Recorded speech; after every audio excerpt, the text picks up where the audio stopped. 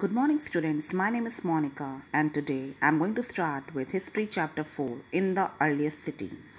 In this particular chapter, we are going to learn about the story of Harappa, the time when the ancient buildings were built, and how the people during the Harappan time lived in such buildings, what quality of bricks were used at that time, what was their lifestyle, what was their food style, and what type of professions they followed during that time. Now, before proceeding with this chapter, I would like to tell you that Harappa in today's time is situated in Pakistan. So now, let's start with the story of Harappa. Before this, you can see here that there is a story about two persons, Jaspal and Harpreet. They were playing cricket in the lane outside their home when they noticed the people were admiring the dilapidated old building. Dilapidated means the distracted ancient old building, and children called them it haunted house. They said that such old building is an haunted house. Look at the architecture, said one of the men.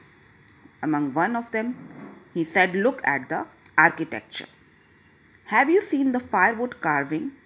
Asked one woman. We must write to the minister so that she must make the arrangements to repair and preserve these beautiful buildings. Why, they wondered, would anybody be interested in the old run-down house? Means, here they are saying that these buildings are really very precious. They tell us about the history.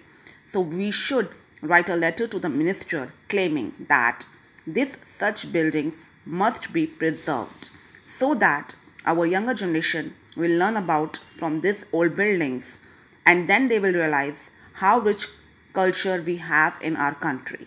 So these days also many ministers are saying, when we read any article, that old buildings must be preserved so that our generation will come to know about our past time. Now, the story of Harappa. Very often old buildings have a story to tell. Here they are saying that every building has a story to tell us something about. Nearly 150 years ago, when railway lines were being laid down for the first time in the Punjab, engineers stumbled upon the site. Here stumble means they learned from the site. So they learned from the site during the first time in the Punjab that they were very amazed. They were surprised to see when they reached this city. Harappa in present day is in Pakistan. Students, you have to underline this. This is very important. A question can come in the exam that where is Harappa situated in present day? So the answer will be it is in Pakistan. To them, it seemed like a mound that was a rich source of ready-made high-quality bricks. Underline this. So when the engineers, they stumbled upon, they were amazed, they learned that this particular city, it is very rich in high quality bricks. Means the quality of the bricks was very high in quality. So they carried off thousands of bricks from the walls of the city, buildings of the city to build railway lines. They picked up such bricks from the buildings so that they can build the railway track over there. Many buildings were completely destroyed. They realized that many such buildings were being destroyed because they were old, so maybe they have been destroyed by the people. Then about 80 years ago, archaeologists found the site. Now I told you what is the work of archaeologists. They keep on discovering, researching, and so that they keep on finding the old things to tell us about the history. This is the work of archaeologists. Again, I am telling you, reminding you, archaeologists are the person who learn about the past. They deal with the past, and with the help of them only we are learning in the textbook about the past. They keep on doing research. So they realized this was one of the oldest cities in the subcontinent. Subcontinent, I told you, the Asian countries like Pakistan, Bhutan, Nepal, all this come under subcontinent. As this was the city to be discovered, all other sites from where similar buildings and other things were found were described as Harappan. They claimed that this particular cities, all these buildings were during the Harappan time. The culture name was given as Harappan. Harappa was a city and the people of that were called as Harappan. These cities developed about 4700 years ago. You have to underline this because this question can also come in the exam, that when the cities were developed. So you have to write down 4700 years ago. Very often old buildings were pulled down to make the way for new construction. They keep on destroying the old buildings so that they can build the new building. Do you think it is important to preserve old building?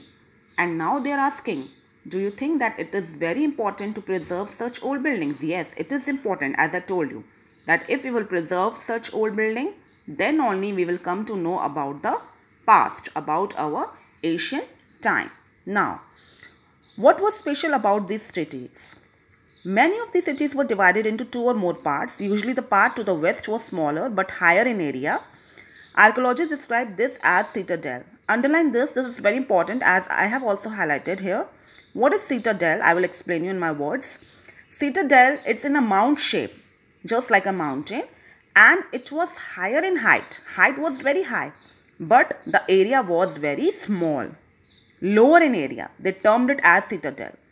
Generally, the part to the east was larger but lower. Now, this was the western part. This was situated in the western part citadel. And towards the eastern part, that area was named as Lower Town. Why?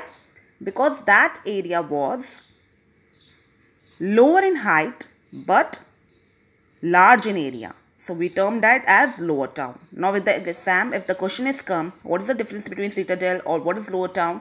You can say citadel was the western part, which was very high in the height but smaller in area, and Lower Town was very large in area but smaller in height. Very often walls of baked bricks were built around each part. Baked bricks means they kept the bricks on the sun, they get it heat, and then they use such bricks so that the buildings can be there for a longer period of time. The bricks were laid in an interlocking pattern and that made the walls strong. Interlocking pattern means the bricks were arranged like such way, like this. It is interlocking pattern so that the walls will become the strong. In some cities, special buildings were constructed. For example, in Mohenjo-daro, you can see here the Mohenjo-daro, it's given in the map. A very special tank was built which was known as Great Bath. What is Great Bath? It was a bathing area during that time. This was lined with bricks, coated with plaster and made watertight with a layer of natural tar.